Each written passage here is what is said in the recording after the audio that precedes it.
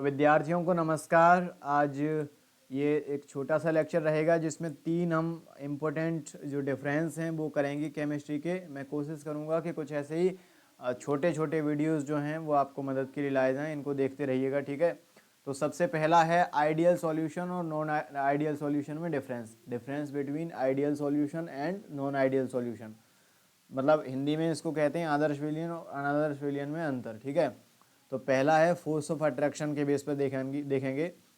तो आइडियल में क्या होता है, the force of attraction between the molecules of different components, मतलब like solute and solvent are same as when they were in pure state are called ideal solution. जब भी pure state में होते हैं तो उनके सॉल्यूट और सॉल्वेंट में जो मतलब कि अट्रैक्शन, फोर्स ऑफ अट्रैक्शन होता है बिटवीन द मॉलिक्यूल्स जो होता है वो सेम होता है, तो वे आइडियल सॉल्यूशन कहलाते हैं, ठीक है ना।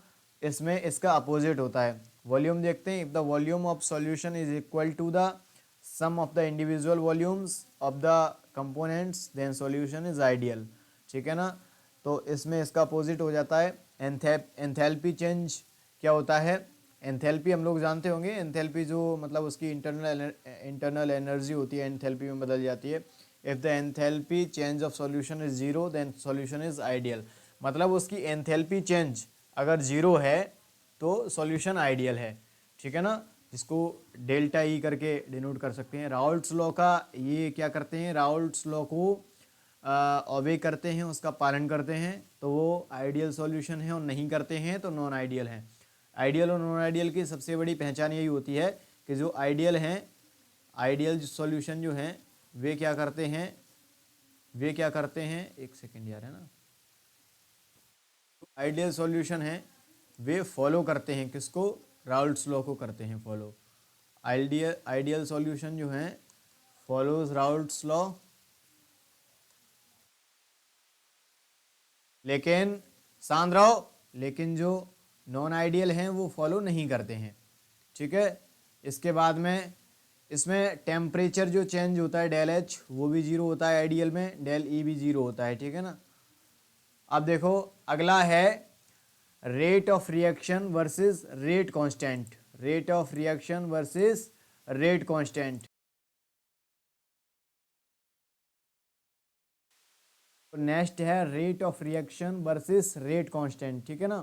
तो रेट ऑफ रिएक्शन क्या है, is the change in the concentration of the reactants on the change in the और the change in the concentration of products per unit time. मतलब पर यूनिट टाइम में जो कोई रिएक्शन है तो उसमें change in the concentration of reactants, मतलब जो रिएक्टेंट्स हैं उनके कंसंट्रेशन में चेंज की जो रेट है पर टाइम, उसे क्या कहते हैं अपन, उसे बोलते हैं रेट ऑफ रिएक्शन। और रेट कांस्टेंट क्या है, rate constant is the proportionally constant related to the rate of a particular reaction. जो उसकी रेट चेंज होगी वो मतलब अपन उसमें ये वाला साइन लगा सकते हैं, तो वहाँ एक कांस्टेंट जो आ रहा होगा मतलब उस साइन को हटाने के लिए, तो वो क्या है, रेट कांस्टेंट है। मतलब it depends on the molar concentration of reactants and products. ये किस पे डिपेंड करता है, जो रिएक्टेंट्स हैं और प्रोडक्ट्स हैं, हिंदी में क्या बोलते हैं, इसको अभिकारक बोलते हैं और इसको उत्पाद बोलते हैं। इन दोनों की कॉन्सेंट्रेशन पर डिपेंड करता है, लेकिन ये कंसंट्रेशन पर डिपेंड नहीं करता है। Depend on the temperature indirectly, ये इनडायरेक्टली डिपेंड करता है, लेकिन essentially depend on the temperature, ये ठीक है ना। Depends on the time taken for the reaction but it doesn't depend on the time taken for the reaction. अगला है मोलिकुलरिटी ऑफ रिएक्शन और ऑर्डर ऑफ रिएक्शन में अंतर। The total number of chemical species involve in the rate determining step of a chemical reaction is called molecularity of the reaction. देखो क्या होता है of a reaction, तो जो total number of chemical species involve in the rate determining step of a chemical reaction. एक chemical reaction अगर 3 या 4 या 2 स्टेप्स में हो रही है तो उसका वो स्टेप जिससे अपन रेट डिटरमाइन कर रहे हैं, उस स्टेप में total number of chemical species जो इन्वॉल्व हैं उसको अपन कहते हैं मॉलिक्यूलरिटी ऑफ अ रिएक्शन। तो ऑब्वियसली अपन इसको दूर से देख रहे हैं तो एक थ्योरेटिकल पैरामीटर है, लेकिन the sum of the powers of concentration in the rate law equation is called order of a reaction. तो ये क्या है, थोड़ा डीप स्टडी है, तो ये क्या है, एक एक्सपेरिमेंटल पैरामीटर है। It is always a positive whole number. तो जब अपन समझते हैं ना total number of chemical species, obviously chemical species का टोटल नंबर जो है ऑब्वियसली ये पॉजिटिव होल नंबर होगा। It can be positive, negative, zero और एवर इन फ्रैक्शन।